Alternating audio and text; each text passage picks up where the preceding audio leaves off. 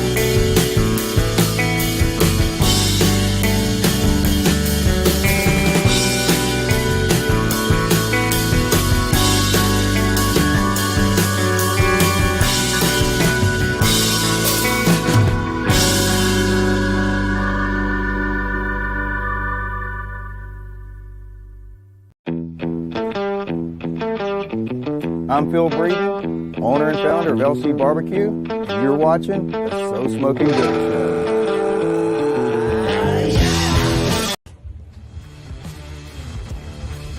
Well, hello there. How you doing? I'm Aaron Lesley with Texas Oil Dust, and today you're watching the So Smoking Good Show.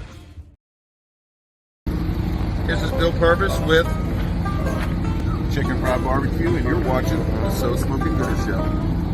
Boom. Absolutely, you guys know what time it is. It's a little after 8 o'clock. Shout out to Phil Breeden, and that was Aaron Lesley who's going to be on the show, and Bill Purvis kicking it off. Those guys are going to be on the show here in just a moment, but you know what we got to do? I got to welcome you guys to the show. It's a little after 8 o'clock on a Wednesday, January 24th, and you are watching the So Smoking Gooder Show. I am your host, Rob and I'm coming to you from the Bullhorn headquarters in Cypress, Texas. Damn glad you're watching. However, you're checking us out. Some of you are on Facebook. A lot of you guys are on YouTube checking it out. I like that. And probably one, like Phil said, on Twitch. But appreciate it. However you're checking us out, thank you for doing so. I love this time of year. I've said it. I said it. Once that calendar flips, we start talking about rodeo season. And I am in the midst of loading my trailer to head to San Antonio, which is where our guests are going to be this weekend. We've got a whole show dedicated to the San Antonio Stock Show and Rodeo. Of course, we're going to touch on all of the rodeos coming up. But before we get to any of that, Ty, let's play that sponsor roll, and then we'll get this show started.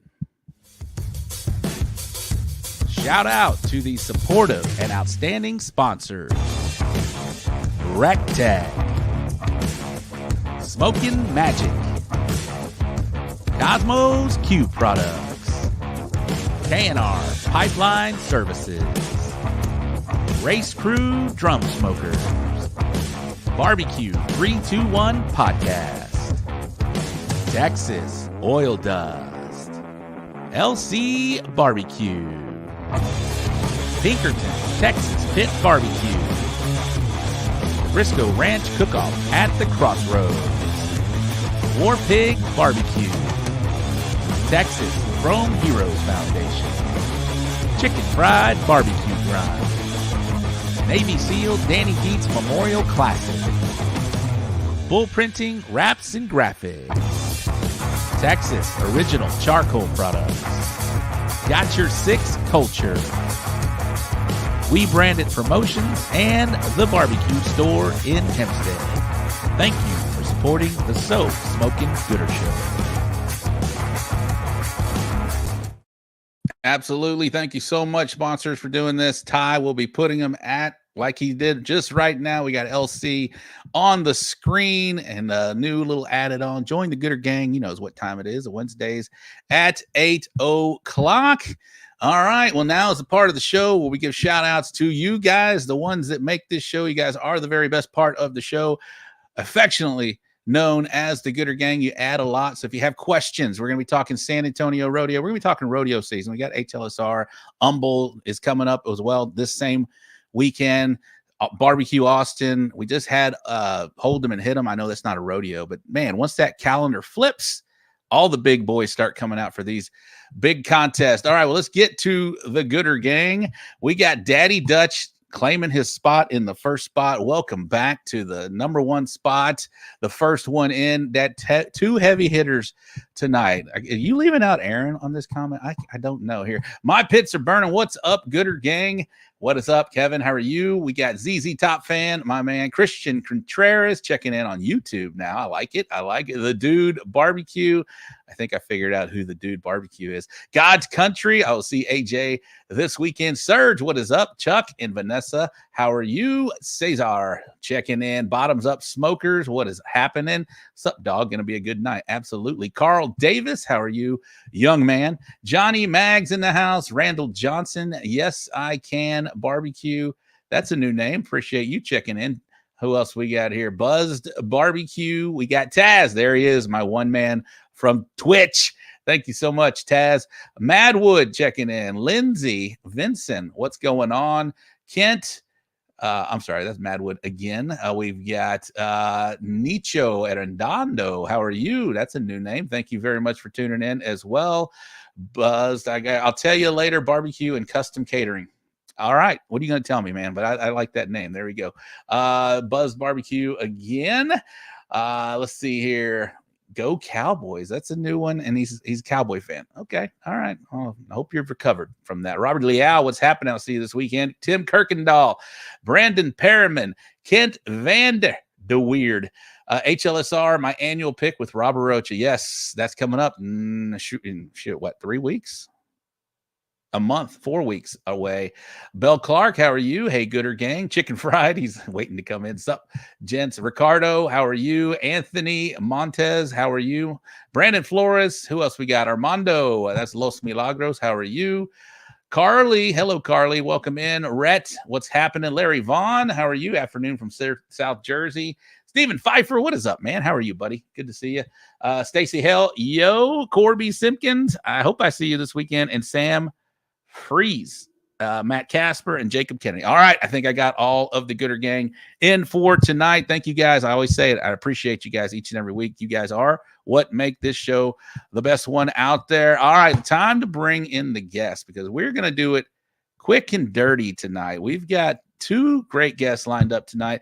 Bill Purvis is the 2023 Grand Champion of the San Antonio Stock Show and Rodeo. We'll bring him on right now. We're going to bring them both on. Oh, that's my bad. That's my bad, Ty. Ty is the best in the business, and I got to relinquish all of that. And we're also going to bring in Mr. Aaron Lesley, the 2023 RGC of the San Antonio Rodeo. What's up, Stock bitches? Show and Rodeo. All right, Bill, welcome in. Say hello. How are you, Bill? Hello, how are you, Bill? There he is. And Aaron checking in from the half acre. That's right. Yeah, it's going down. I didn't hear the what's up, bitches. What's Well, going on? you was talking. I said, "What's up, bitches?" All right, there you go. No, he did it. He definitely did it. Yeah. There you go. That's All okay. right, A gentlemen. double take. Hopefully Yeah. for a repeat. Good luck. Right. I didn't do that. Well, hopefully a repeat as well. Yes, we got 1, 2, 3 on the screen right now from last year. Bill, you and I went the first time a couple years ago. Was our first trip to the That's San right. Antonio Rodeo. We were hoping to walk away with something. We each were able to do so, which was awesome. And Aaron, how many times have you made the trip to San Antonio, Yeah, brother? last year was 5. Last year was 5, and that was I remember the story. We'll get to that in just a moment. But yeah, like I mentioned, guys, the calendar flips to 2023, and I feel like we get the big contest. You know, we just had Hold 'em and Hit 'em, which was pushing 100 teams. This weekend, Humble Rodeo, they're well over 100. We got San Antonio Rodeo same weekend. Next weekend, or Winter Battle, I don't know what the number is for there, but these big contests, once that calendar flips, I feel like people are just sitting, you know, that 6 weeks from the middle of December until the middle of January, or 4 weeks, whatever it is. But people get restless, man. They start wanting to cook, and those big ones happen, and those fill up pretty quickly. But we've got those, and then, of course, we mentioned Smoking on the Rios coming up. We've got HLSR. We've got Barbecue Austin. These rodeo, how do y'all feel about rodeo season? I personally love it. I love it. And it's right in my wheelhouse. It was good. Rodeo season was good to me last year, so man, I'm all about it. So. You did have a great year last year during rodeo season, Bill. You GC'd San Antonio, like we just talked about. You GC'd Barbecue Austin. That's huge, man. That's big, and that propelled you throughout the year, man. So For sure. obviously, how do you feel? What's your mentality with these big contests? You treat them any different than smaller ones? No, and especially now, it's a little bit being that I've won them. You know, I've won San Antonio, I've won Austin. Man, I feel going in there almost. Man, I just don't feel any pressure. You know, because I already have the buckle, and man, I just feel kind of relaxed. And even, man, I would say I was probably going in there last year thinking, man, how can I top reserve? There's 300 teams. There's no way I'm probably going to end up, topping a reserve. I should be chasing a local qualifier. I should be cooking Humble or something, with a smaller amount of teams, chasing qualifiers for the Jack. But I had a free entry, Devil's River Whiskey. Shout out to those guys and Carlo Casanova. I had a free entry last year, and man, I decided to go ahead and cook it, even though I didn't think that I would top a reserve. So let me shut Aaron. But lo and behold, we came home with a big belt buckle, so it was good. So yeah, no, that's a big, huge belt buckle. That is, to me, I mentioned in the comments earlier about this. To me, is a world championship. I know it doesn't get the pub across the nation that it should. To me, it's a Power 5. When we talk about the HLSR, Memphis in May, Kansas City, obviously the American Royal, and the Jack. Those are the 4 that everybody mentions as world championships. To me, this has all the feels, everything is there for it to be a world championship. And I want people to talk about it as a world championship because we have international teams. We have 300 plus teams at this deal. This is the largest sanctioned Texas barbecue event. It's larger than Houston. And to me, it's larger than Houston, and it's unique that all of us, for the most part, I mean, it's getting harder, it's changing, but for the most part, man, all of us comp guys get to cook it. Where, man, that's not the case with Houston. Houston, it's legacy teams that have had those spots forever. So, man, this is, we're cooking against all the guys that we know. When we see these people walk on stage this weekend, you're going to know everybody on the stage for the most part. I'm going to know everybody. But, do you go to Houston and, man, there's a lot of guys walking the stage that, man, none of us know because they're not on the comp circuit. They just had legacy spots for ages. And whether they hire some guns, which we all turned in meets for different teams down at Houston, but none of them are, for the most part, under our own spot or our own team. Unless you've had a spot for 20 years. And even still, man, I was talking to Blaine Hunter today and he's got a spot and, man, he's spending just for one spot, man, he's north of 20 grand, with tents and everything else. I mean, it's not cheap to do Houston where, man, this one, granted, it's more expensive now than it ever was. But I think whenever, when we cooked it in Carlo, I think it was maybe $750 or $1,000 a spot, which is, man, it's somewhat manageable to some degree. But man, I can't spend 20 grand on a spot down at Houston. There's no way. No, So, I feel like they've turned a corner as far as, it's not just another barbecue contest with a rodeo name attached to it. I feel like they're really embracing what they are and who they are. And it is a big, like I said, a Power 5 contest. Well, shout out to Kyle, man. I can't pronounce his last name, but you're behind barbecue. I love your content. Keep it up. Appreciate you checking in on the show. don't drop the tongs. It's his podcast. Yeah, don't. Yeah, drop the tongs yeah, podcast. that's good. Kyle's the freaking OG. He's awesome. So, Aaron, I think I got you muted, but let me unmute you real quick. There you are, bro. Sorry, man. I didn't realize the music with my earphones. Music was playing. They were trying to sweep and mom, so I apologize for that. I will say this: last year when Aaron got first place brisket, man, that was probably my proudest moment for Aaron to get a first place brisket. Because I knew it. I was walking away and I was like, man, hopefully Rob doesn't get it. Hopefully, there were several people that walked, and when I heard, I was walking away and I heard it was Aaron Lesley. I thought, oh shit, I just won this son of a bitch. Yeah, so. that's a very good ticker.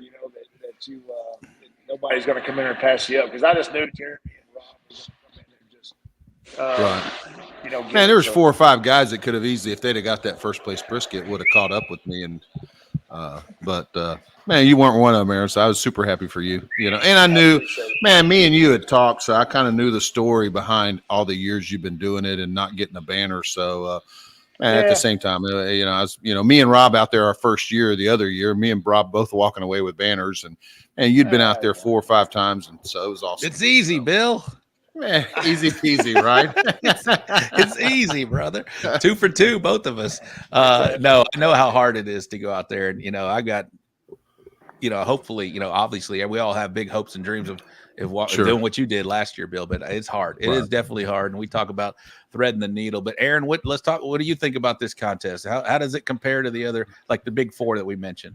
I'm nervous. I'm hoping I don't blow my wad on like a bean category or steak or open meat or something. Blow my wad, I'll get to walk it all. But no, I'm excited, man. I really am. I hope that we have the same results. And I really do. I hope we do better. But can you top it? Can you get back in there? But we'll see. I think the game plan's the same. I don't think nothing's really changed. We've all kind of dialed in. But, you've cooked the Jack. You've cooked all the big 4, right? Houston, the Jack, Kansas City. Obviously, you cooked that many times. And I'm missing one. Which one am I missing? Memphis in May. I don't think you've cooked Memphis in May, have you? Okay.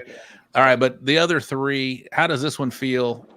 Does it feel like on par with those ones? This feels like my 3rd contest at the Royal because the first year I had a rib walk in the open, 5th rib, and then the second year I had a 6th rib. So, when you go back to the Royal the 3rd year, you're nervous because you want to do a good job, but you still want to get a walk. You've already had 2 your first 2 years out. You want to get a walk, so I finally got that banner. That now I want to make sure that I go again. I get that walk in. So there's a lot of stress and it's kind of a lot of pressure, but I think we like pressure. We like being under the gun a little bit. And, so I'm a little nervous, but I think the game plan's the same. We've had a solid year. I think all of us have had a solid year, and I don't think it's going to change. I don't think the flavor's going to change. So I think we're going to be good. So we all know this is a Lone Star sanctioned event. So it has like different layers, right? At different levels, right? You go to a final table. I don't know, but y'all can probably explain a little more. 5 rounds. 5 rounds where your food gets, it has to advance and advance and advance and advance. And ultimately get to a final table to where you get seated, right? You get placed on here. We all remember, I remember back in the day, hey, make sure your food tastes good cold. And I'm like, what the hell does that mean? Right. And so, Aaron, you've been doing this a long time. You remember the old sanctioning bodies. I know Bill's 4 years in and whatnot, but he's cooked them as well. But what does that mean to you guys? Make your food taste good cold. I was excited when, you get to go those multiple rounds, because that's the old IBCA, the Lone Star, what we did when I started in 16 and 17, 18. It takes you time to get there, but it didn't really click until 18, right? And how to make it taste good cold, but still be tender and be pleasable to the judges. And I think that when you go those many rounds, it plays to a factor that a lot of cooks can do that. A lot of cooks that know how far to take meats or how to make that tenderness work. I think it plays in our favor a little bit, where you're not cooking more of a tight brisket, you're cooking more of a tender brisket or chicken, So I like it. I like multiple rounds. I love multiple rounds. I think that's the best, because that one single round is that one by a judge, and it's hard when you're doing 6 sometimes, because it's kind of hits you in the mouth. That's it. You got to walk away and go. But sometimes when you can go an hour and a half. Can your chicken go an hour and a half and still taste good like it did when it came off the pit? Now you'll find out, and those are the things that you're looking for. So it's complicated, but at the same time, I think we do this every weekend anyways. We already take it that far. We just only get one round. So I think it'll be good. I think it'll be, I think it's our wheelhouse. How about you, Bill? What does that mean to you? Make your food taste good cold.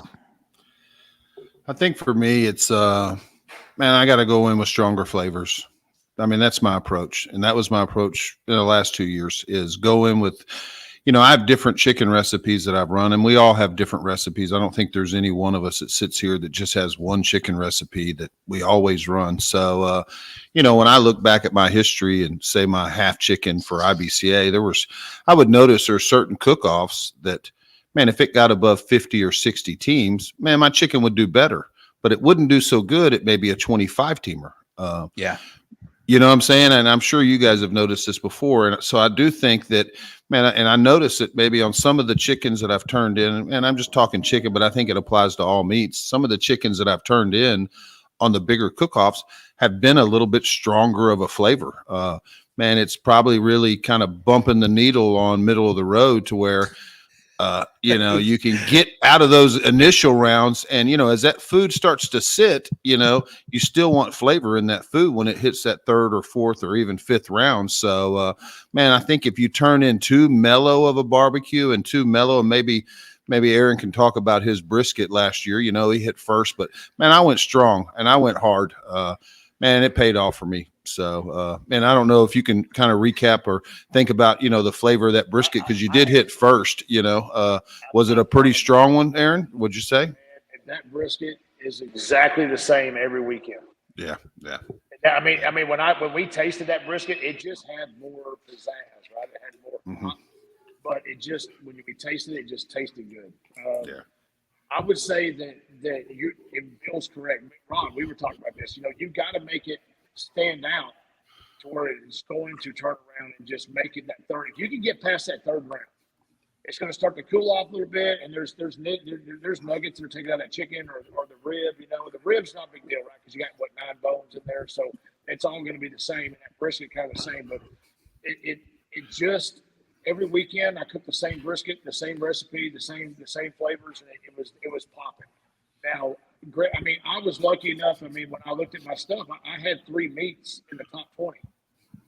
I didn't make final time. I mean, I didn't get a call, but in one, but I still was on their last table. So, I mean, I was excited about that. So, bring the flavor up in chicken, bring it up in ribs a little bit, leave my brisket alone, don't touch it, hopefully I don't burn it, be good to go, like chicken or something like that. Real shout out to the Gooder Gang. If you guys are going to be in San Antonio and your spot number, put them on in the comments. And if you have any questions for Bill or Aaron or myself, like I said, we're going to be out there as well.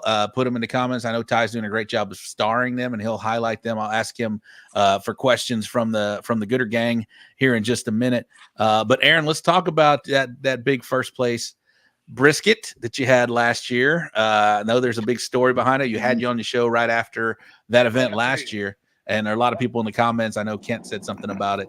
But talk about that moment for you. Like Bill mentioned, it was 5 years, and he knew how much you'd been after it. And let's hear this story because it's a great story, man. It is amazing. I can't tell it as good as I did whenever it first happened. But, I will say that I think that when we step into the ring, right, we get on the back porch, 6 o'clock, the fires are lit. It's all about the meat. It's all about what we brought.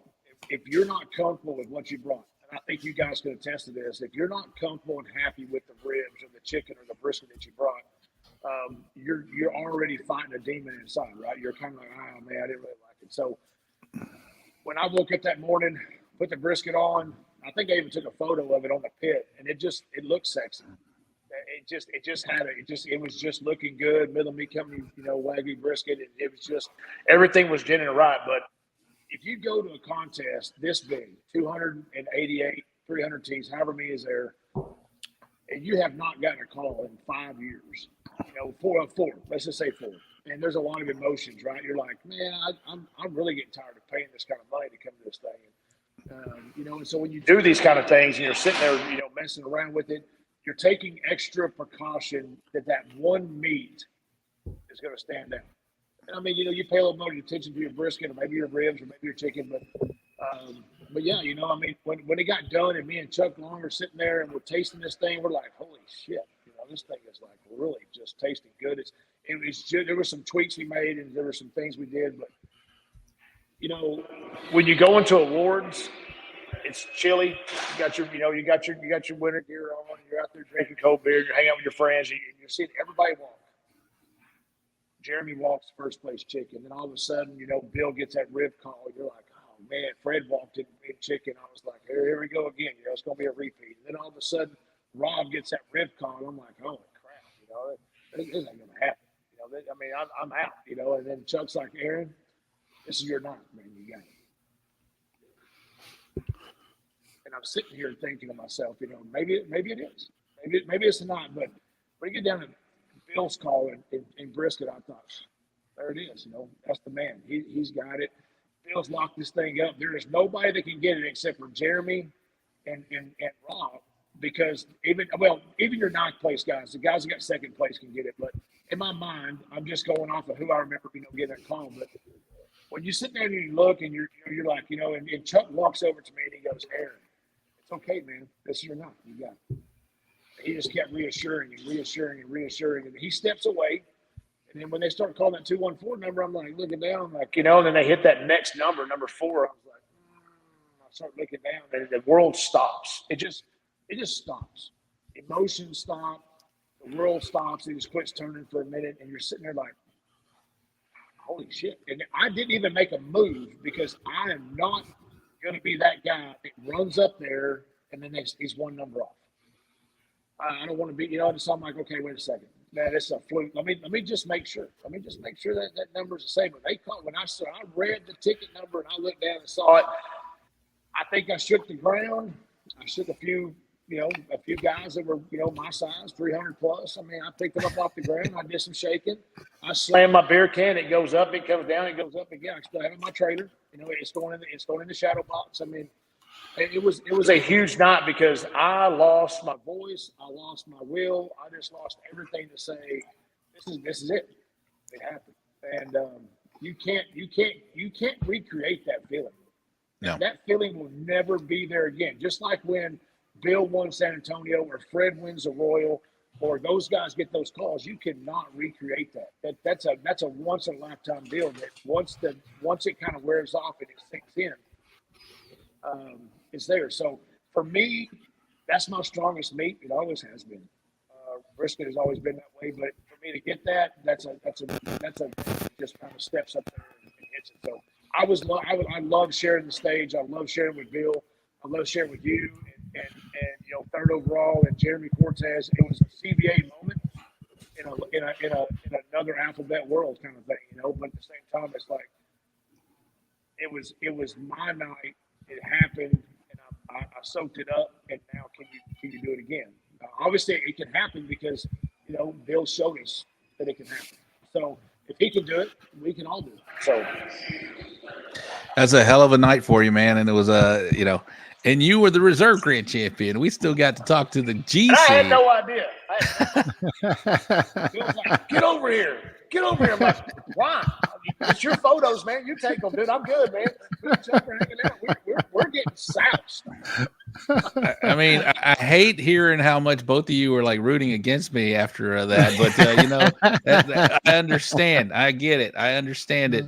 But Bill, you were the grand champion of this night. He mentioned you started off with a chicken call. Am I right? Or no, I had a fifth place rib, and I'm sitting next to Chris Davis. I've got Chris Davis on my left and my wife on my right, and she's got the tickets. She's got the number, so she's looking at them. And of course, they call out our number for fifth place rib. And man, she sprung up like a deer in headlights looking at me. She goes, man, that's us. And I said, I know, it's us, man. Let's go. We'll go up there and get that banner. And Chris Davis was telling me at chicken, he's sitting next to me, because one thing about San Antonio, it's always the same people that walk. Ira, Mateus, the same people every year. It's the same group of people. And I said, Chris, I hope you're right, because I got 2 of them last year. And sure enough, man, they called me for that fifth place rib. And, she jumped up, and man, she was just, she was shocked. And of course, I felt like I had a good rib, and I felt like I had a good brisket. Man, we walked up there and got that guy, and came back, and sure enough, sitting down, and then they, we're sitting in those chairs. They call out your number. I called out my number for third place brisket, and she popped up again. Oh my God, that's us. And I looked at Chris, and I said, bro, I just hit again, and they all went crazy, and we were in the back. It was, man, it was pretty crazy. And by the time I got down there and, checked the ticket numbers and all that, they're already calling second place. And, I heard, I think AJ God's Country got second place, because me and him were reversed. The year before, I got second place brisket, and he got third. I think AJ got second place brisket. And so I knew he hadn't had a call. So I was walking back, and when I heard him, they'd already called the number, but it takes a while for the people to walk down there and verify the number and all the rest of it. And man, right as I got back, I heard Texas Oil Dust first place brisket. And man, I knew, Aaron, man, he cooks a great brisket. And so it wasn't surprised that he got the brisket call. Right. And man, I thought, man, good for him and good for me. Aaron got him a banner, and man, and I knew he couldn't catch me. And of course, my whole crew, all the Devil's River whiskey, that whole gang, man, they're all, you just won the whole thing. So I think me and JD Williams were the only team with 2 calls. I think they had an 8th rib and an 8th brisket. But the way the points work, I was 5th rib and 3rd brisket. So, how the 10, 9, 8, 7, 6 works. So, I'm not a fan of it, but I'll take it. Right. I'll take it. And I'll tell you, sitting there waiting for them to, call out the top 10 or whatever, man, it is a little bit cooler when you don't know that you're the winner. Now I'm not going to bitch about being the winner, but I knew it right after Aaron's call. Right. Yeah. And I do like the fact of sitting there, not knowing, man, who's going to come out of the woodwork and win this thing, and man, it's just like when I hit 8th overall at the Royal, man, that was probably the biggest shocker of my barbecue career as far as being, taken back. I had no calls at the Royal, and to hit a 700 and get called for 8th place, man, I was completely taken off guard, which, man, that's fun. That's a lot of fun whenever you're taken off guard. So I know, man, it was still fun winning it though. Those guys in the background said, Aaron, you just won. I said, I didn't just win. I said, Purvis got 13, 14 points. That's a first place business on 10 points. I said, I didn't win, but it never soaked in that you reserved it. JD, I was thinking JD and Gill, they just walked away with the reserve. I might have got third. Yeah. So I'm over there just, celebrating, spanking asses and, slapping people and all that stuff. And Bill's like, get over here. And that guy's like yelling at him. So we're gonna talk about the uniqueness of this contest. They have a full awards on Friday for jackpots, right? We've got margaritas. Hold on, we got margaritas. We've got a steak entry. We've got beans, which they pay a lot. Okay, margaritas at 11. We're gonna go over some turn-in times as well. Margaritas at 11. We got 12 p.m. dessert. We've got 1 p.m. ribeye steak, 3:30 in the pot pinto beans, and they've done away with the nothing bigger than a bean deal. I saw that somewhere in the rules as well. And at 5:30 is the You Pick It meet. So there's 5 entries on Friday. And so, which is really cool because it's unique to that event right there. Is they have a Friday night award ceremony for all the jackpot entries. So you got margaritas, dessert, steak, beans, and You Pick It meat. Aaron, Bill, are you doing all of those entries? I know Aaron, I feel like Aaron is yeah, I'm doing them all, and Bill probably maybe not. Margaritas. I'm gonna leave the margaritas alone. My wife is cooking dessert, and that's the only one. So I'm not doing any of the other ones. I'm gonna hang out and just have a good time and get my stuff ready. But yeah, I'm not a bean cook. I'm not a steak cook. I just focus on the 4 meats, or in this case, the 3 meats. So, but she is doing dessert, so she's turning in a cheesecake. And Vanessa is killing it in desserts right now, so I'm excited to see how she does out there. Because did y'all walk dessert last year, Rob, or no? We didn't turn in anything on Friday. So Okay. But this year we're doing everything but margaritas as well. And margaritas at 11 a.m. That's hey, let's go. I'm down with that. It should be Bloody Marys. Why not? Well, that's what I was thinking. Why can't we do a Saturday morning Bloody Mary? I'm kind of in for that. I would love to do that. And, I was thinking, but I started doing the margaritas because Phil is always talking about these jalapeno margaritas he loves to drink. So a few months ago in the summertime, we actually did the margarita turn-ins. We got like 3rd out of 70, 80 teams. And so it's kind of like, I want to do it again, but I was like, I really don't want to mess with margaritas. I really don't want to mess with that. Because if you drink them, you make them, you got to drink them. That's just gonna screw up the rest of the day, So I just kind of rather just go with the other turn-ins instead. So if there is, Bill, he's done. I think his bedtime happened. He's gone. Aaron. He ain't but going to bed at least 3 or 4 in the morning. No, he's having a little. There he is. He's back. I had to yell at the cat. She's trying to attack the cheesecake. My wife's. She went to and the cat's sitting around the. Them damn cats on the microphone, Them damn cats. Yeah, so I'm gonna do all of them as well because, man, I first place rib last year. I think we got $1,000 for first place rib. And then I saw the bean person, whoever won first place, they got like $1,900. It is a big deal. The jackpots, right? There's a lot of money involved in there, so we're gonna throw our hat in the ring for all of that. And I'm excited to do that because I can cook a steak. I've won second place steak at Houston, so why not throw it in there as well and see what happens? As Willie is a good friend of mine, Willie from K&R Pipeline. He's one of the sponsors of the show. I think he had second place steak like 2 years in a row. He's done very well out there on steak. And so, Aaron, you have a steak video that you can find. Where can they find that video if you're going to cook steak? Aaron has a steak video, I think, on the Barbecue League, right? Barbecue League, yeah, Barbecue League. We did that. We filmed that at the first CBA. We did it at Seguin. We did the first 3 years CBA. ago. Yeah. We filmed it while our first CBA deal, and after we hit that 160 at first place out of 160 teams. I've had 2 top 20 steaks and one or two. I think it's 2 top 20 You Pick It meats, and but I've never got a banner for them. So it's like I'm always so close. It's just kind of right there. So we'll throw a hat in the ring again. I talked to JD Williams. He's like, 1 more year. If I can get a 4-peat, I'm done. I'm retired. Like, okay. All right. Well, so Ty, you got a couple starred questions from the Gooder Gang. If you want to highlight a couple of those, we'll ask Aaron and Bill these questions here. Bill and Aaron, do you think it's easier to cook bigger cooks or smaller ones? Bill, you kind of touched on that a little earlier in the show, but Aaron, what do you think about that? Do you think it's easier? It's easier. I think it's better to cook the bigger comps because you got such a larger span, different flavor profiles, that kind of stuff where it might stand out more. Where you got a 30, 40 team cook, I think the flavors kind of pile together and just get a little tougher. So, I think the bigger competitions, 288, 300, I think those are easier to turn in and do better at. There's the spread is a lot easier. Yeah, which really doesn't, compute, right? It's a 300 team cook-off, but yeah, I'm more scared to do a 15 team contest than I am a 300 team. contest. Bill Purvis, Carly said she would come cook your steak.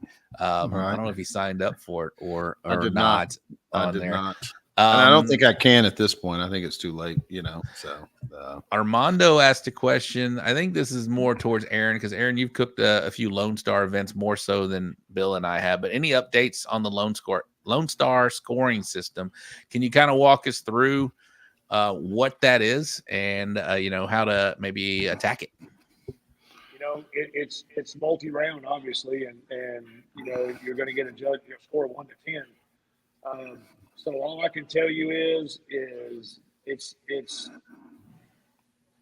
you're going to have to just play them crowd, and you're going to have, it's more of a crapshoot with this many teams. But Lone Star has that 1 through 10 rule, and it's got what are they going to do? Probably, I think last year they wrote down the top 50 tickets. If I'm not mistaken, I can't remember, they kind of kept them, but it's just going to be more of a tenderness game.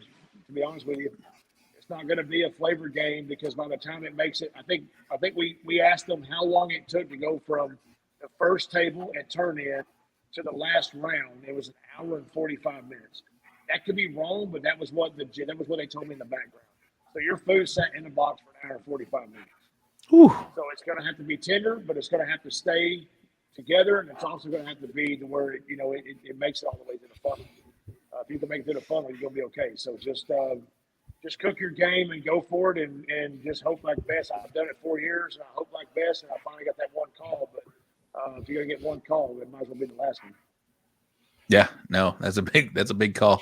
That is a big call. So let's talk about maybe some strategies. There's chicken, right? So, you want to cook your chicken, obviously to tenderness. You want to have a little flavor. Bill mentioned, hey, maybe you throw a little more pop at him, maybe throw a little more flavor at him. I don't know how that works, because we talked about these bigger events, but you're really competing. I don't know how many are on a table in Lone Star, but maybe 12 on a table, and then you advance and advance and advance.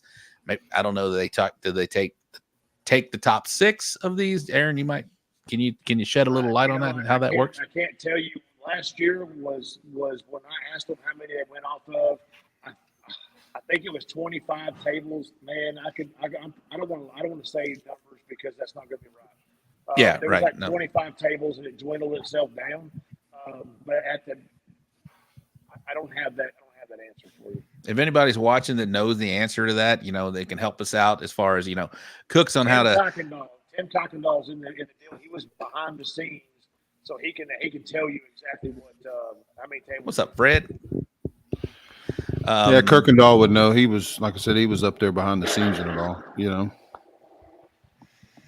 Oh, that's right, Bill. Yeah, he was up on the stage. I gave him a big old hug for my call as well. Bill is your third assistant dishwasher. Whenever he gave me a high five, I think I slapped the shit out of him, and ended up having to pull back, because I cut his nose. I think you cut him. Didn't you cut him? And when you put your face that close to me, it might get hit. I'm just saying, I don't know, no, that's Tim might have that answer, because he can remember what they did last year. Just cook your game. That's all you can really do. Just cook what you do every day of the week, every weekend, and just hope for the best. Man, and I wouldn't fret over appearance, because Lone Star, they're just gonna score you 1 through 10, and once you make it past that first round, your chicken's gonna look pretty beat up from everybody digging into it. So like I said, I don't think appearance really plays any part. My second place brisket, man, I never posted the picture because it wasn't pretty, 2 years ago, and it got second place, and it wasn't one of my best boxes by any means. And brisket was good, but appearance-wise, man, it wasn't one of my best boxes. And it made it through the funnel, Tim just made a comment. They take top half of each table for 4 rounds until they get to the last table. And maybe Tim knows how many are on each table. Maybe 12. I don't know what the number is, but so another challenge that's unique to the San Antonio Rodeo are turn-in times, right? So we have chicken that turn-in times at 10:30 a.m., which normally we're all used to cooking 12 p.m. chicken. So an hour and a half earlier, the chicken turn in is done, right? So you got to start it earlier. You got to, it throws you off, right? Because we're all used to being consistent, you know, that we preach that doing on the show all the time. Be consistent, continue to do what you're doing this. But when you come to an event like this, where they throw in a monkey wrench, as far as, you know, turn-in times, 10:30 a.m., that throws your whole plan of action out the window. Whatever you're used to, it's not going to be the same. And then you have 10:30, then you have 1 p.m. ribs, which is, you know, what we're used to in CBA, you know, 1 p.m. ribs. Okay, that's cool. And then 3:30 brisket. So once you get past that kind of obstacle as far as chicken, and then maybe it's not a big deal for people, but you know, hey, you start your chicken turn in at 10:30 on Saturday, you know, your brisket, your ribs are at 1 and your brisket's at 3:30. That kind of throws you off a little bit, or at least makes you adjust about. Bill, what do you think about those turn-in times?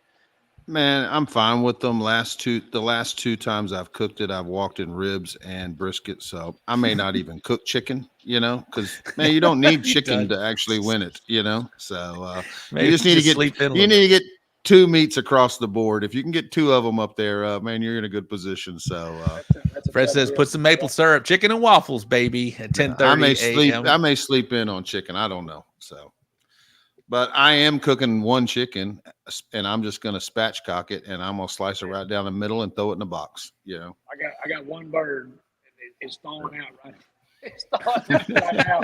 I mean, so I have an ice chest. I have 2 ice chests in the truck, and I have everybody's brisket and steak orders from Midland Meat Company in the back of my truck right now. And I said I got room for 1 bird. I'm cooking 1 chicken. I won't know what it tastes like, but I know the recipe tastes good, so I'm gonna roll with it. That's about it. Yeah. So okay, well, I'm gonna take a bite off of mine before I turn it in. So, but I am cooking. Yeah, make it look more, you know, more appearance. Yeah. Where are you gonna take a bite from, Bill? Man, right out of the middle. You know. Yeah. So, they don't know. They don't know any better. They won't know. There's whatever. You know. So. Yeah, so you turn in 2 halves. That's different as well for what we're used to. You know, IBCA is doing 1 half. CBA is definitely doing 1 half. And this, I think Lone Star still does 1 half, unless it gets to an event like this. Maybe over now they do 2. So it's now it was 60. I want to say 66 teams. Now it's period. You turn in 2 halves. So from the get go, doesn't matter if it's a 20 team cook or if it's a 100 team cook. You turn in 2 halves. But there's no wingtip rule. But you have to make the wingtips. He's having issues with that microphone. Midland Meat dropping some shade on you there, Aaron. I'm having mic issues. It's echoey, or it's okay. We're used to it now. Don't worry about it. Well, if John put some insulation in this thing, we might not have it. I don't know. You tell me, man, it might be those imitation iPods or whatever you got working there. You know. Yeah. Did you get them from the TikTok shop or something? Did you call Apple? I'm gonna call Apple. Actually, I think it sounded better when you put it in front of you. I'm not kidding. No, that's you know, to be honest with you, I mean, you overcooked the shit out of it. Overcooked the shit out of chicken? Anything. Well, Bill and I wouldn't know. We haven't had a chicken call there yet. So I haven't either. Oh, really? Okay. Well, you cook. I was 20th chicken last year. There you go. Whatever you did, I think you just touched it and it's better. I think. I don't know where my chicken landed. I didn't look. You were 20th. I had one of them little blue tickets on that piece of paper they flipped over, and I saw 20th. I took it. Man, I didn't look. I just kept looking at that belt buckle, you know. So that's it. Those belt buckles were pretty mesmerizing in that little winter storm we had out here. So. Right. So Bill, you and I have had 2 rib calls in the 2 opportunities that we had to cook San Antonio. One was very famous to where I was 8th place 2 years ago. Mm-hmm. And then a couple days later, I became a 9th place rib. And you were what, a 51st rib at that time? What do you remember your placing? I think I was 200 and something, or maybe 100. I was 166th place rib. And when they found my 5th score, you know, because I was 166th place rib with only 4 judges' scorecards, because there's 5 judges that judge your food at that, and they found the 5th card, which was a 10-10-10, and that jumped me up to 8th place. So Real quick, shout out to Grab 'em in the Brisket. They're in the comments here. I'm doing a monthly barbecue competition barbecue, and they sent me a video today. They actually created a intro music with my name in it. It's pretty fucking cool. I'm like, I'm really. Those guys are pretty badass, cool. man. They're Yeah, awesome. I love hanging out with those guys in the Austin Rodeo and the Royal. Oh, there's their intro music right there. But I need to get the Robert Roach music and play it in here. No, but hopefully they'll be in San Antonio. I know they'll be in barbecue Austin again, rodeo season. But Bill, again, we Pineapple. We have hit Sorry, ribs. only those guys don't know what that means. Okay, we've hit ribs twice, right? Each time we've cooked.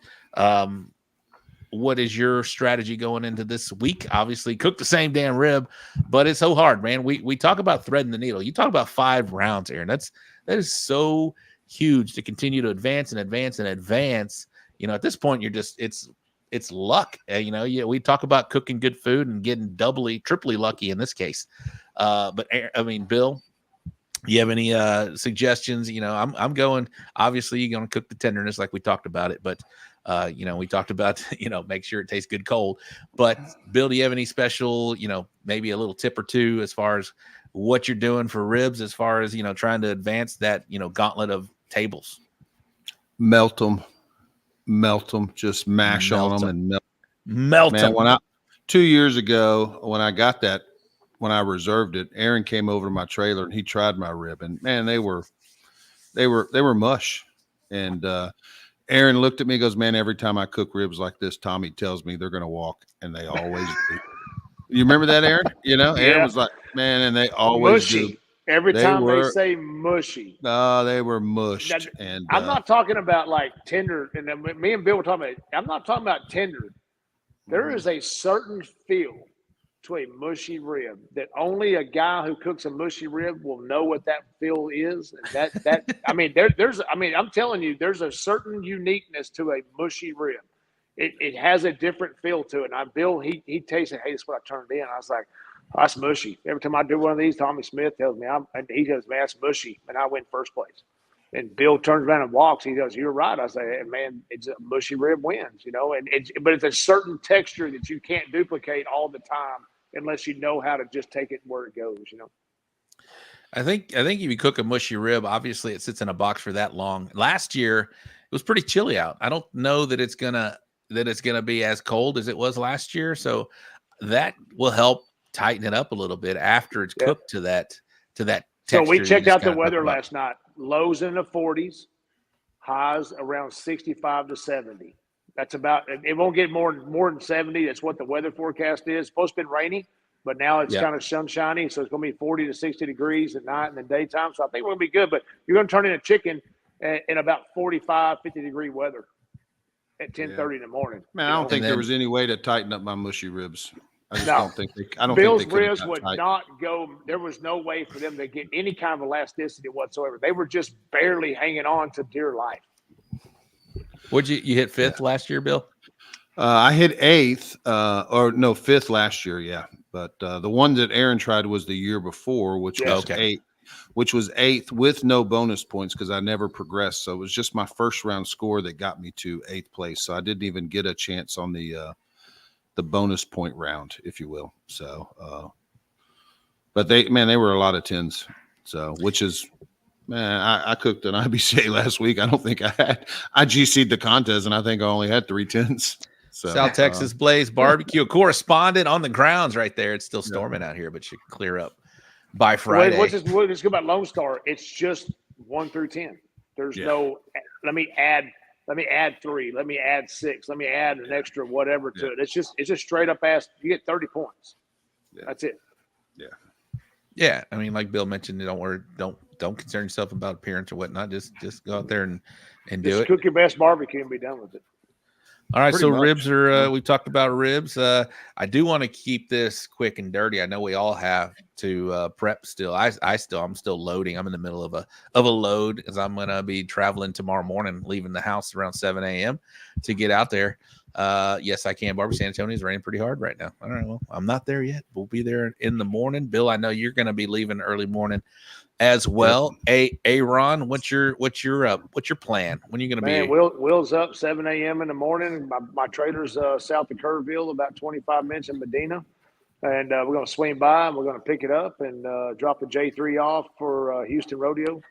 We're going to drop it off there in Medina so it can be taken to Houston while we're at the CBA World Championships. And grab my trader and we're going to head to the rodeo ground. So we should be there about 2 o'clock, 2:30, hanging out with everybody.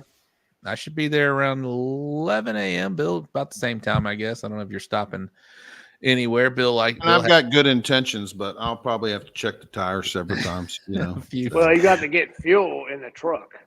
Yeah, he's like 17 gas cans just in the bed of the pickup. Pretty just much. So he can just yeah, man, I'll slow roll it for sure.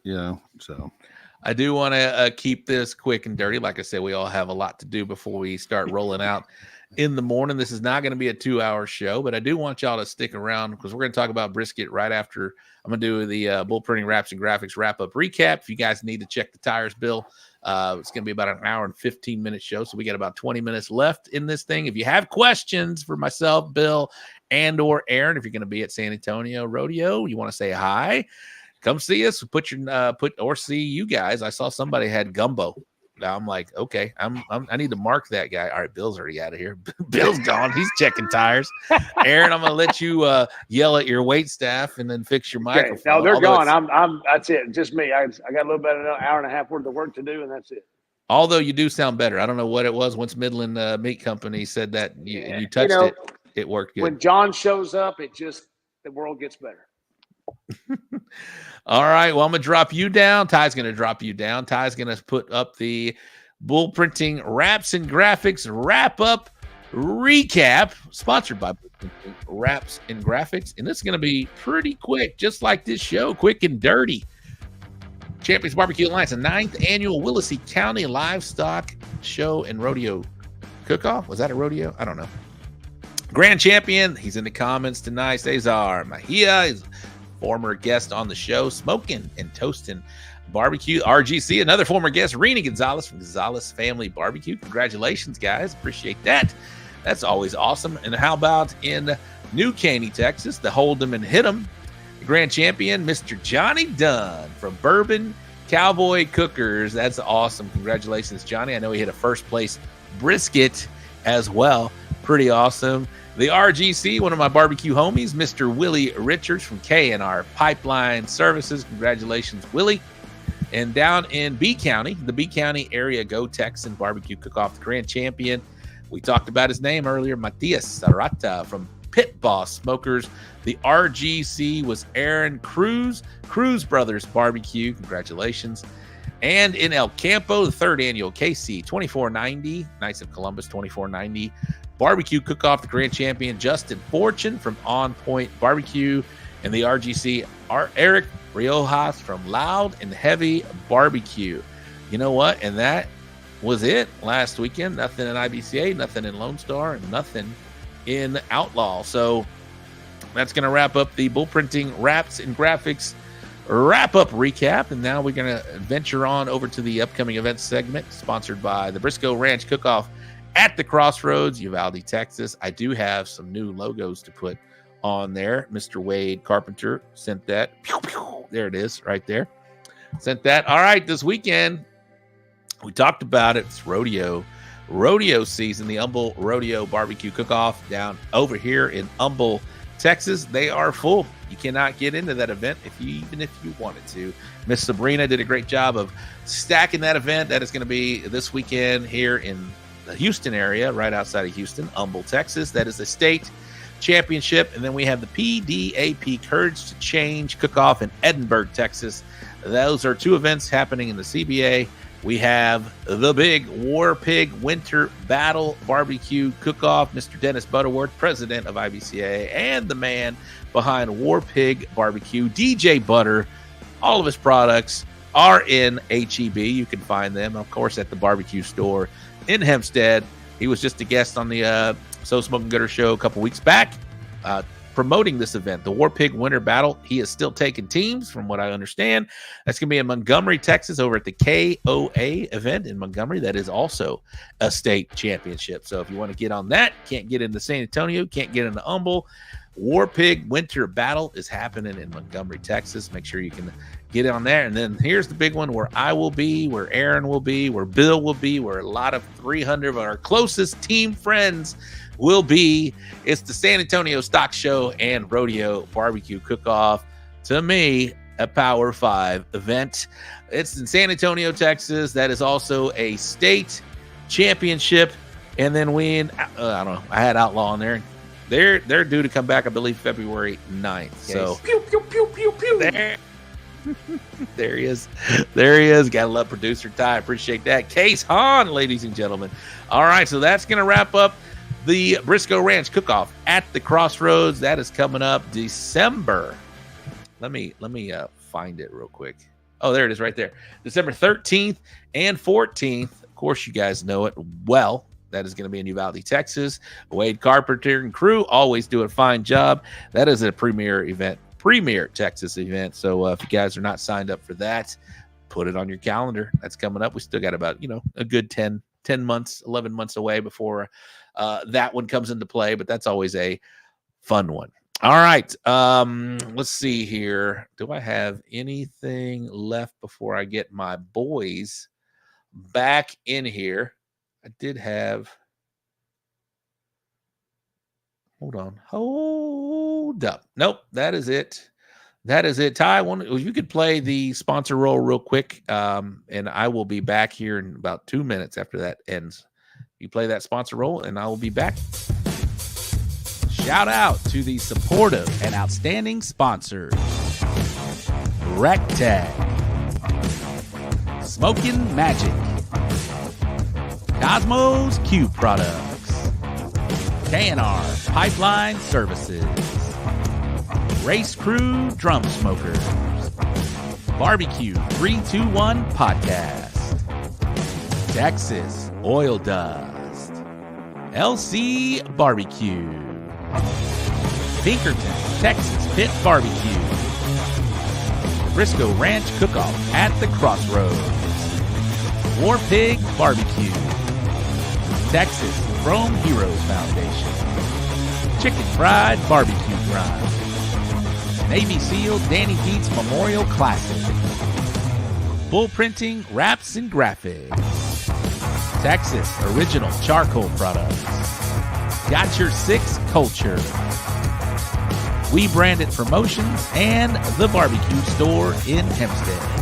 Thank you for supporting the So Smokin' Gooder Show.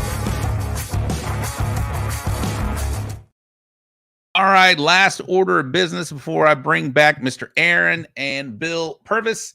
I wanted to talk to you about the CBA World Championship. Registration is now open. Big plans are coming up real quick. We are about 3 weeks away. It's going to be in Seguin, Texas, like we had last year. It's at a different event, in a different venue in Seguin, but that's going to be the CBA World Championship and Banquet. That's going to be February 17th, 2024, coming up. $50K, and there's some added money possible in there. $50K. That's where it's at right there. It's going to be in Seguin, Texas. It's going to be February 27th. That is coming up in about 3 weeks. If you're not registered, make sure you register today. Get in there. And we got big plans. If you want to attend the banquet, we only have a limited amount of tickets for the banquet. So if you're interested in that, or if you're going to be celebrated at the banquet, make sure you register, make sure you sign up and get your banquet tickets. All right. If no one has anything on March 23rd, come to Hutto for the Barbecue Rib Showdown New Association. Come and have a good time. Chuck, I would like to get you on here and talk about that, man. We'll talk about that. We'll get Carly on and the whole family, because you guys have some big things going on as well, like the Rib Cook-Off Association. All right, let's bring them back. Ty, you can bring them all back right now. There's Bill. There's Aaron. Aaron, are you good? How's the microphone, my man? Aaron, can Aaron hear me? Can y'all hear me? I can hear you, Rob.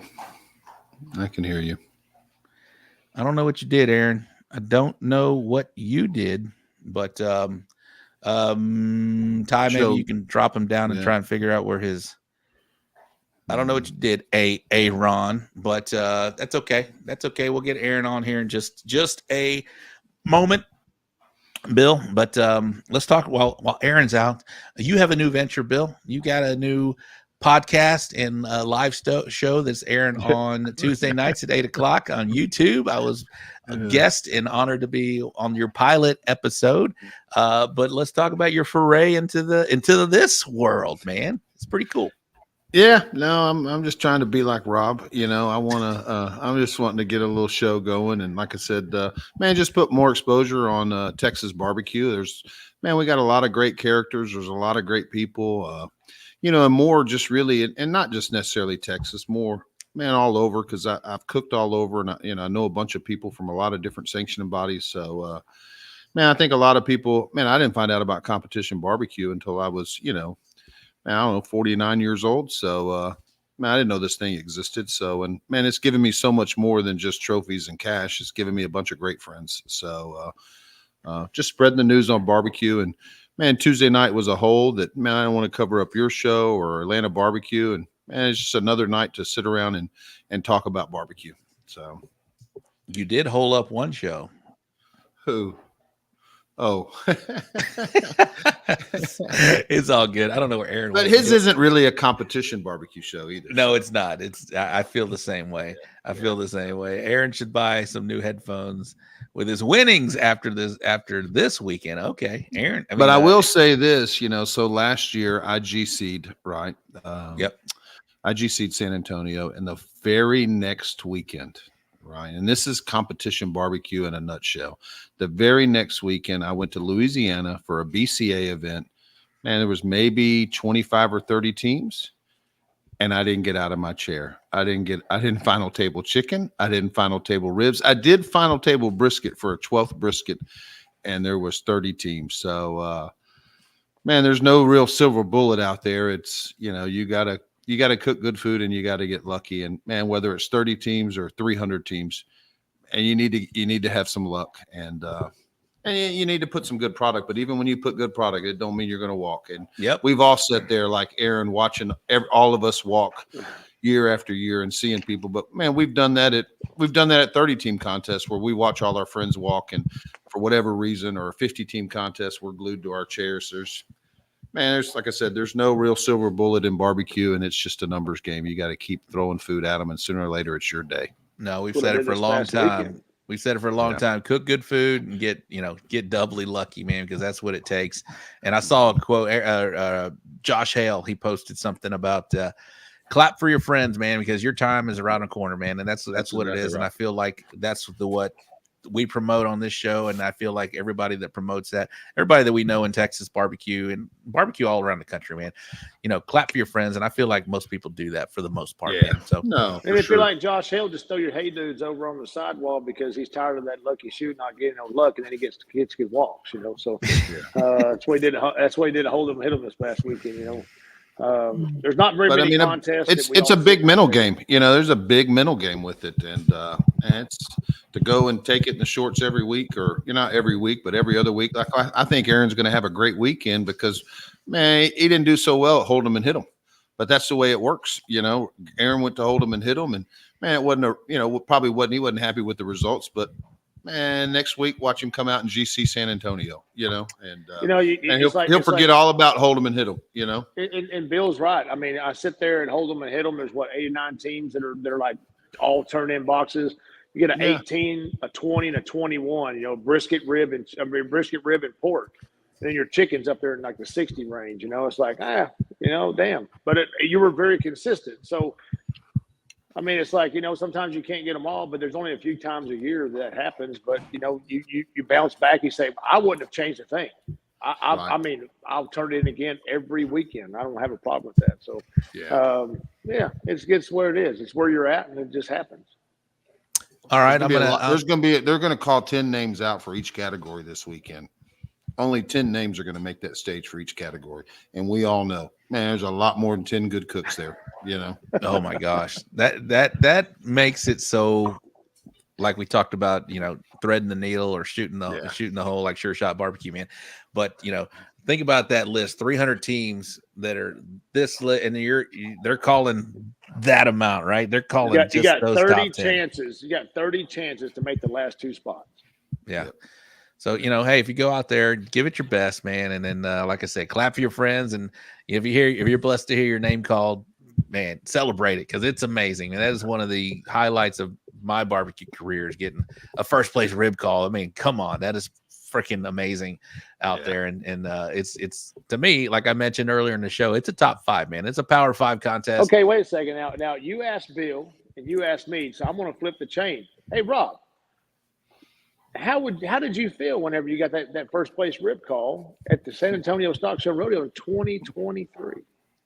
I just said it, man. It's one of the highlights of my barbecue career. Tell me about the story. Let's go. Let's talk about it. So, I mean, the story is, you're sitting there with all your friends, and I was doing the same thing. Like I just said, clap for your friends. I was clapping for all my friends, man. It happened, right? And so I knew my number. We all know when you have those numbers, right? When you hear your music played, it's immediate, right? You know the first beats of your music and you're done. So while I love the fact that we hear music in our league, right? We're all part of CBA. For those that don't know, we're all part of the CBA. We're all on the board. But to still hear those ticket numbers, that anticipation, you hear the, I think I remember the whatever it was, but 247 and then like 148, whatever the number was. But you hear that 247 and then 1, 4, and then you get there, and sometimes it's your number and sometimes it's not. And then we talked about it on the show, right? It was like 2, 4. Oh man, I was 3. I was so close. But yeah, but really, were you really that close? I mean, they read that ticket number right? Are you sure they didn't mess up on that ticket number? Yeah. And the DJ or the MC at San Antonio Rodeo, he's pretty awesome, because he builds that. Oh, yeah. He's like 247, 148.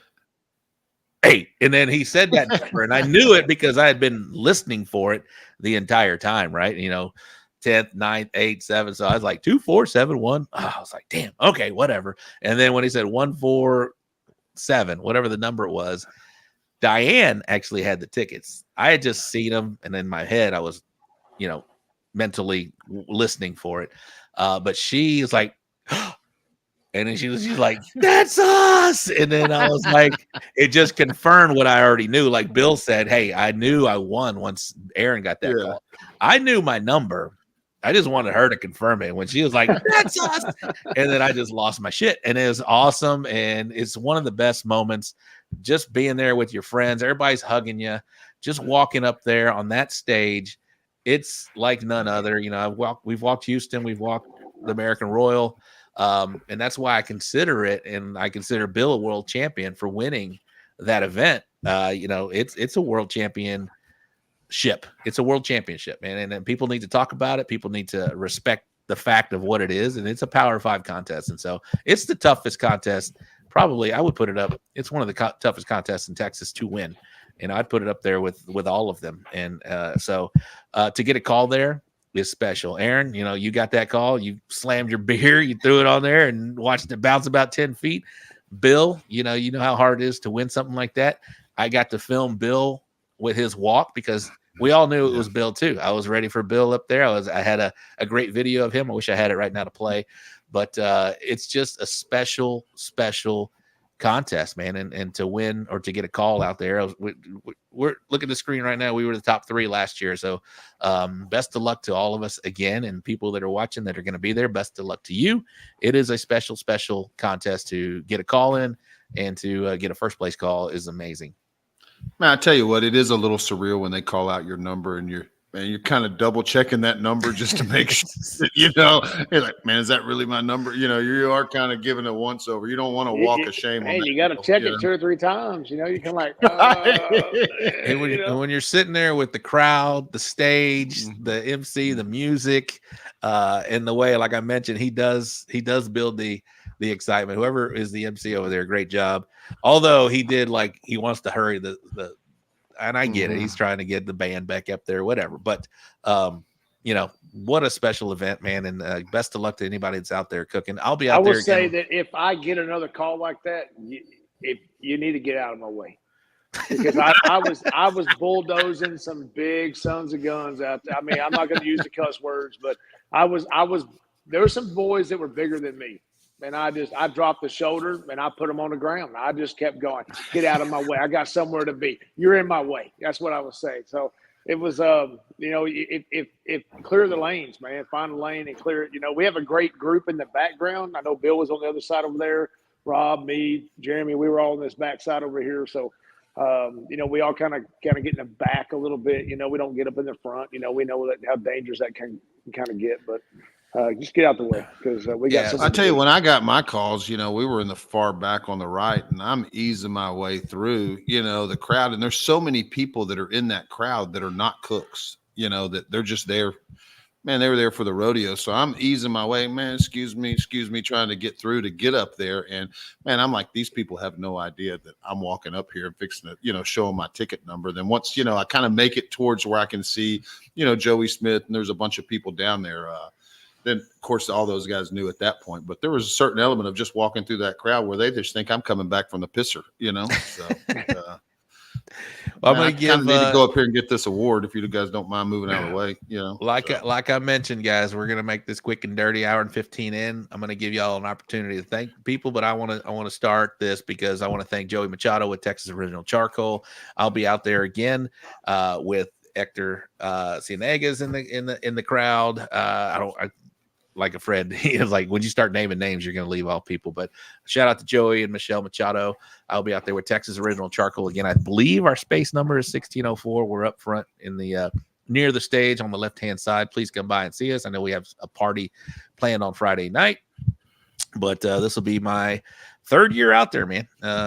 It's crazy, Bill. We talked about being our first time, and it feels like it was just, you know, last year. But no, that's a couple of years ago. We're going for our third round, and so shout out to Joey. I'll be out there as well, and come see me, and I'll be doing my walk arounds, man. We'll do some walk arounds, some videos, so hopefully I'll see you out there, and you can say a few words for the YouTube. There we go. How about Bill? What you got? Yeah, man, are we thinking sponsors? Are we talking brisket? Are we done? What are we doing? Oh yeah, brisket. You know, man, I'm gonna pull a Robert Smith and I'm gonna put it in the box. I'm just gonna put it in the box. So, man, I'm probably gonna trim it a little different. I'll probably leave some point meat on it, and you know, we've got to put in 9 slices, so I can't really cook my little fajita steak like I do for CBA. So it'll be a little bit different of a trim, a little bit bigger of a brisket. Usually, I'm wrapping my brisket in a half pan. This one, I'm gonna probably have to go 3/4. So, well, I don't want to take a little bit longer. I don't want to leave out Aaron. His first place brisket. You know, Aaron, you said you don't change much, but shake the box on the way to turn in, or have your runner like Chuck Long run out of, you know, running to make the turn in like the last 10 seconds. I mean, you know, just right. Shake it up. Don't get good old boy. No, honestly, man. Homeboy. You know that we always call it good old boy out here in our area, and Kit Pope calls it, you know, homeboy, but. I mean, it's a man. To be honest with you, you know, just don't give them a reason to kick you out. Don't give them a reason to bounce you out of the table. At the same time, turn in your best barbecue and be done with it, and be happy that you made a turn in and you did your thing. You have 2.5. Is it 2.5 hours, right? To make the brisket box or chicken or rib, you know, to get that turn in. So. You know, just do your best deal, put the flavor to it, and pop them in the mouth, and that's all you can really do. Just give it to them and make it, and hope it. Cross your fingers, hope it works. Don't overthink it, James Minotti. A really solid brisket cook right there. Thank you, Daddy Dutch. Appreciate that. Get out of the way. Yeah, if you want to thank anybody before we let you get out of here, because again, we've got stuff to do. Well, I do. I know you guys as well. Just put it in the box. You got to put it in the box. Put it in the box. Go ahead, Aaron, before we let Bill talk here. Yeah, you know, I mean, I couldn't do it. You know, my company, mine, and, you know, we Texas Oil Dust. I mean, that's just it's been a big part of my life and our life out here. And Middle Meat Company, 100%. Couldn't do it without those guys. You know, their beef and their program is hands down best to none. So I think that by the time you get going, you know, Texas Oil Dust, Middle Meat Company, and then your friends, you know, just the people that support you and go to help you out. I think you're going to be, you know, you got to have a mental game, but you got to be comfortable, and you got to enjoy what you're doing. And if you're not happy with what you're doing and happy with your cook, you're not going to have a happy outcome. So just man, just get out of the way, quit thinking about it, and just turn in some good barbecue and be done. And that at the end of the day, your number's called. It's numbers called. That's it. Bill P. We will thank Royal Oak, Team Royal Oak Charcoal. We will be. We've been running them the last couple of years. It's been good to us. So I'll also thank Midland Meat Company. I've been cooking their briskets, and they've been good to me as well. So Cosmo Q Products, LC, duck fat spray. I got the duck fat. Damn, he wrote this shit down. National spokesperson. Man, I'm pulling up my little hashtag here from Damn, Rob gave me a little warning. The barbecue store in Hempstead. Always got to thank those guys. They're super good to me. Smoke this barbecue sauce. I put a post out there. Man, you might want to try some of their sauce. But yeah, and Amp. You know, got to go back to the OG. You know, Amp Mafia. We're in there. So got to thank Adam Martinez. So talked to him today. I hadn't talked to him in a while. It's good catching up with him. So Are they going to be out there? No, he's not. They are not cooking. So this weekend. So. Well, that stinks. Let's see him out there. Yeah. No, Adam's good people. So absolutely, everybody gets the clap. Positive vibes. Absolutely. Guys, it's been a pleasure. Like getting a round of applause, but everybody gets to clap. That sounded weird. It's kind of 80s, man. 80s, 90s going on. I don't know. You know, that sounded a little strange, but boys, thank you so much for coming on here, and congratulations on your finish last year for the GC and the RGC, and hopefully you guys can repeat that. That's a big feat, man. And like we talked about, getting a call out there is special. So hopefully everybody listening or watching will get a call out there this weekend if you're going to be out there. And again, if you're not, come see me at Texas Original Charcoal, or I'll be walking around the grounds Friday. What's tomorrow? Tomorrow's Thursday. I'll be walking the grounds Friday, doing a little walk around. It'll be fun. Maybe Bill can join me. Who knows? Or maybe Aaron can join me. Who knows? I'll be out there. We'll be walking around, doing our thing out there as well, spreading the love. I got a bunch of stickers and whatnot. We'll go out there and do our thing out there. So best of luck to everybody competing. Bill, I'm gonna let you get out of here. Aaron, I'm gonna let you get out of here, and then I'm gonna bring my boy Ty in for just a minute if he wants to come in. Thank you very much to Bill Purvis and to Aaron Lesley for coming on for the show and talking about, hey, some strategies, maybe some techniques. Hope you guys picked up a little bit of something. You know, we say on this show, shut up and listen. Hopefully you picked up something that maybe it'll help you out there at these larger contests, not just so much for this one event, but if you find yourself doing some of these bigger contests, which are all coming, man, they're all coming. Like we talked about, hold them and hit them. We talked about Humble Rodeo is coming, winter battle, the War Pig winter battle.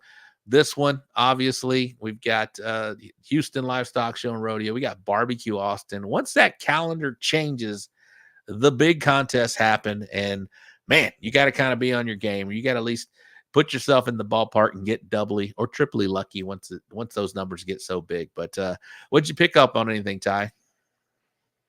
I just like how this is it's kind of like the Daytona 500. You kind of start off with like the granddaddy of them all, like Houston, and there's like a fifth major now with the San Antonio. It's kind of like the TPC Sawgrass for the fifth major in golf. It's cool, man. I love all the mentality that goes into it now. Absolutely, yeah.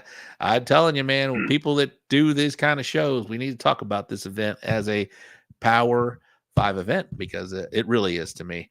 Well, Ty, I appreciate you doing your thing. I know you were feeling a little salty today, or a little, I don't know. I have back issues too, but I hurt my back again. I've had back issues forever from the military and everything, and I hurt my back again. So I've been moving a little bit slow lately. All right, brother. I'm gonna drop you out. We're gonna close this, and we're gonna let Case end the show. But I'm gonna say a couple words, and then you can close it out with Case, man. All right. Well, I appreciate you guys, Gooder Gang, checking in. It was a great show checking in. We've got the top 3 finishers from last year, and hopefully we'll have a new top 3 next year as we're previewing the San Antonio Stock Show and Rodeo event. I appreciate you guys each and every week checking in. And again, if you're going to be out there on the grounds, come say hello. If you see me walking around, come say hello. I'd love to meet you guys.